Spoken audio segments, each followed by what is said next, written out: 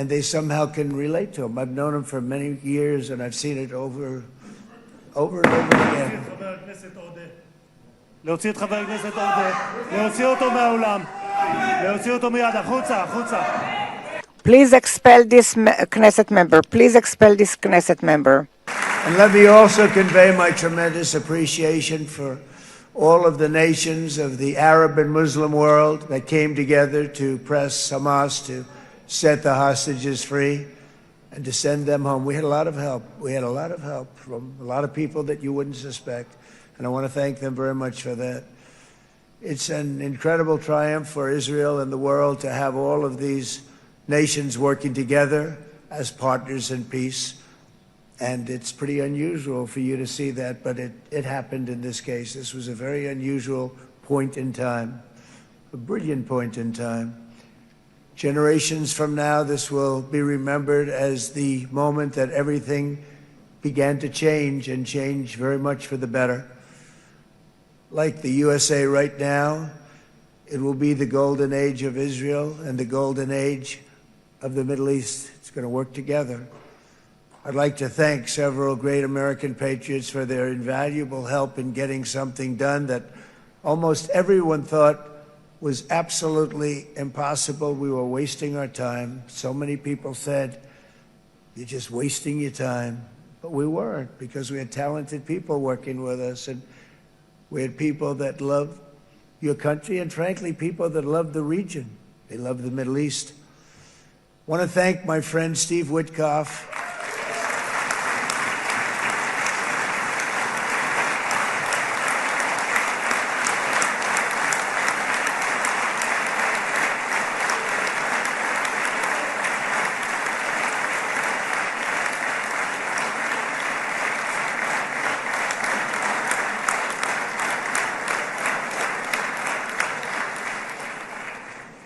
You know, Steve was chosen by me. He never did this before, but I knew him as a few things. He was a great businessman, but I know a lot of great businessmen, to be honest with you. He had tremendous negotiating skills, but I know a lot of people that negotiate pretty well, although it is an art. But there are people that can negotiate pretty well. But most importantly with Steve, he's just a great guy. Everybody loved him. Everybody. I mean, I know some negotiators that are so good, but you wouldn't have had peace in the Middle East. You would be in World War III right now with some of these guys.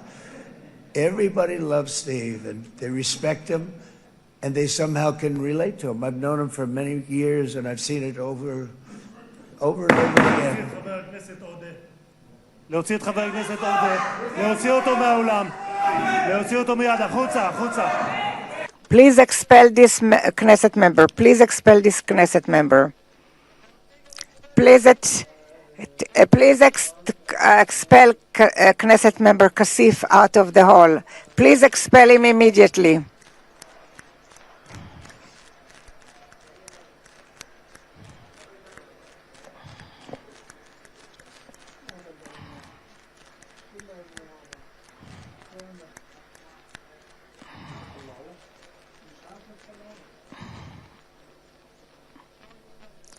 And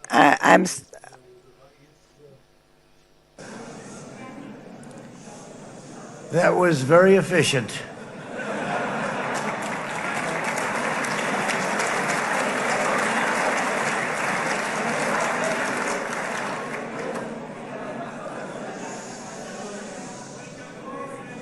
So back to Steve. He's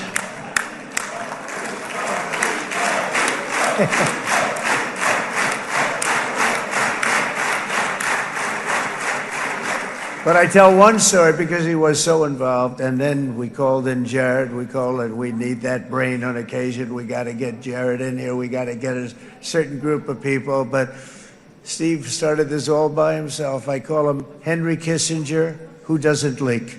Okay? Henry is a big leaker. He leaked. Steve doesn't leak. Steve just wants to get the job done. He wants to do what's right. But I'll give you just a quick story because, as you know, he's working on the war with Russia and Ukraine. a war that would have never happened if I were president. A shame. 7,000 young soldiers a week are being killed. More than that this last week. It's a shame. Should have never happened. But it did happen, and we won the race, and I took over this horrible war that's been raging, and I thought it would be easily settled. I thought it was a hell of a lot easier than doing what we just did very successfully with Israel and a lot of other people. But this came first, and we'll get that one. But I set up a meeting for him to meet with President Putin, thinking it would be a 15 or a 20-minute meeting. Steve had no idea about Russia, had no idea about Putin too much, didn't know too much about politics, wasn't that interested. He was really good at real estate, but he had that quality that I was looking for, and I didn't see it around in too many ways. And I set up the meeting with Putin, and I called. I said, is Steve finished yet? That was about a half an hour into the meeting. No, sir, he's not. He's still inside. This is in Moscow. I said, well, how's he doing? I don't know, sir. He's still inside. I called up an hour later. Let me speak to Steve. Sir, he's still with Putin. He's with President Putin. I said, wow, it's a long meeting, 1 hour. I called up an hour later. He was still with Putin. 3 hours later, he was still with Putin. 4 hours later, he started to get the word that he was going to be coming out soon. And in 5 hours, he came out. I said, what the hell were you talking about for 5 hours? And he says, just a lot of interesting things. We're talking about a lot of interesting things, including what he went in there for, but you can't talk about it for 5. You can talk about it for a certain period of time, and you know what you're getting. But that's a talent. That's a talent where you can do that. Most people I'd send in, number one, they wouldn't be accepted. Number two, if they were, the meeting would last 5 minutes. And that's what happens with Steve. Everybody loves him. They love him on this side. They love him on the other side. And he really is. He's a great negotiator because he's a great guy. So thank you very much, Steve. Very much.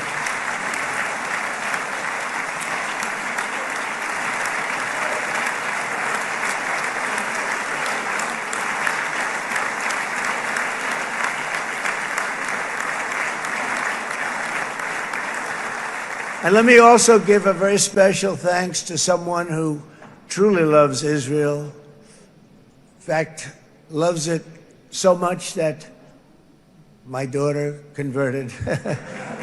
My daughter converted. I didn't know this was going to happen. And Ivanka's here.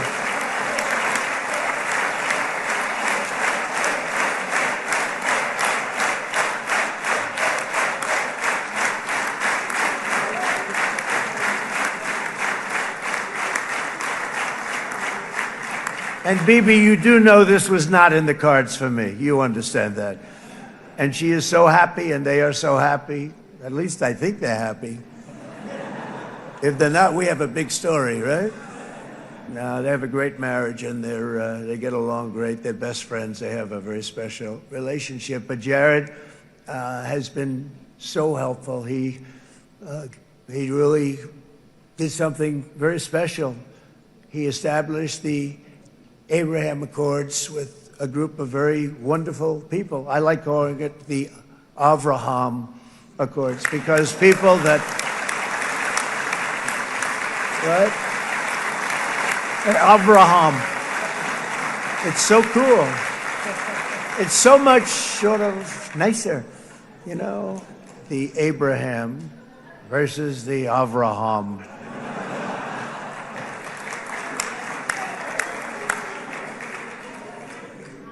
I just don't want to sound too sanctimonious when I do it, so, you know, I sort of split it up.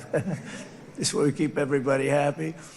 But we have some very great talent, and they have no excuses for anything that's taken place because we had some unbelievably good people working on this. And then you're going to add a man named Marco Rubio, who is also here. That's right.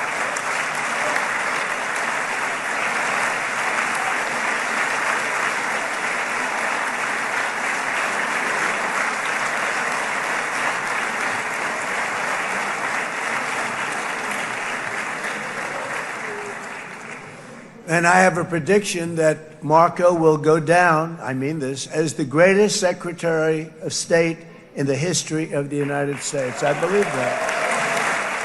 I believe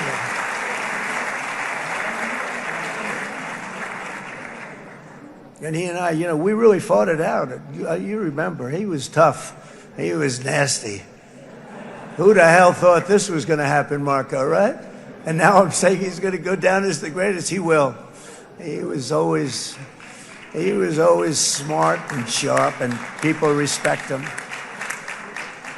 And then we have somebody who's young, but an unbelievable leader. I saw it a long time ago, and he's turned out to be even better than we thought. Right, Susie? I think even better.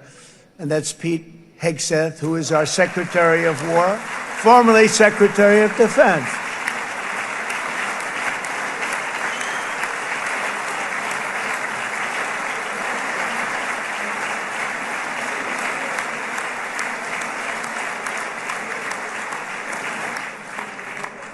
And as you know, we decisively won World War I. We decisively won World War II decisively.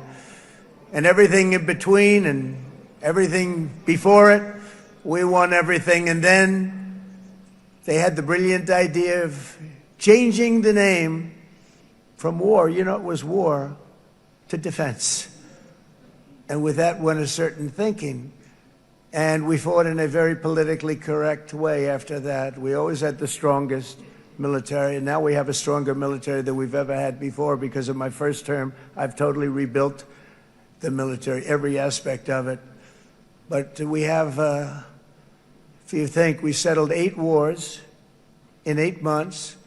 I'm now including this one, by the way, if that's okay. They may say, well, that was quick. Because yesterday I was saying 7, but now I can say 8. The hostages are back. The hostages are back.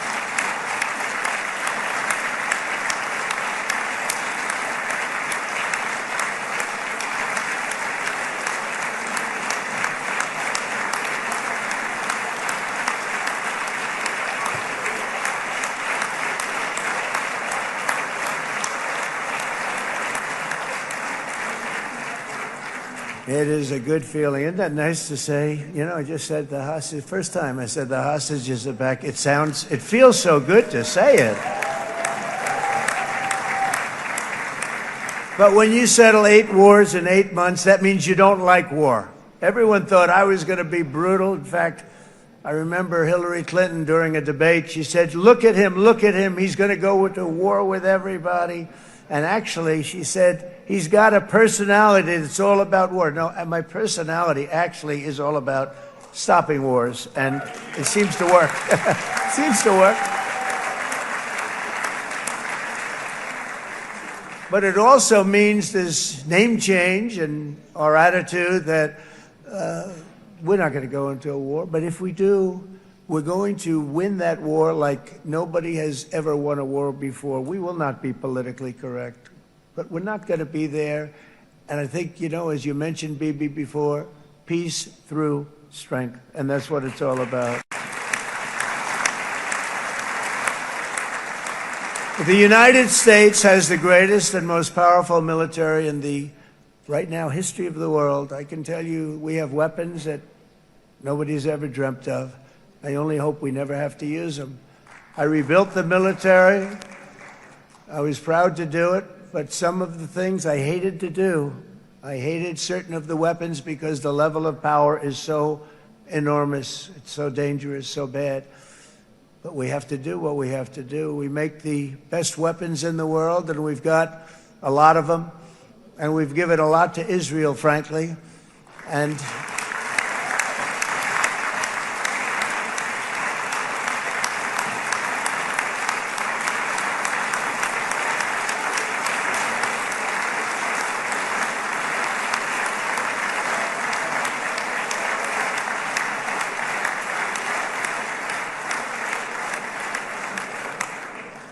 Bibi would call me so many times, can you get me this weapon, that weapon, that weapon? Some of them I never heard of, Bibi, and I made them. But we'd get them here, wouldn't we? And they are the best. They are the best. And But you used them well. It also takes people that know how to use them, and you obviously used them very well. But so many that Israel became strong and powerful, which ultimately led to peace. That's what led to peace. So as we celebrate today, let us remember how this nightmare of depravity and death all began. 2 years ago, on the eve of the Simchat Torah holiday, thousands of innocent Israeli civilians were attacked by terrorists, and one of the most evil and heinous desecrations of innocent life the world has ever seen, the worst slaughter of Jews since the Holocaust. The cruelty of October 7th struck to the core of humanity itself. Nobody could believe what they were witnessing. The United States of America grieved alongside you, and we mourned for our own citizens who were so viciously taken that day. And to all the families whose lives were forever changed by the atrocities of that day, and all of the people of Israel, please know that America joins you in those two everlasting vows: never forget and never again.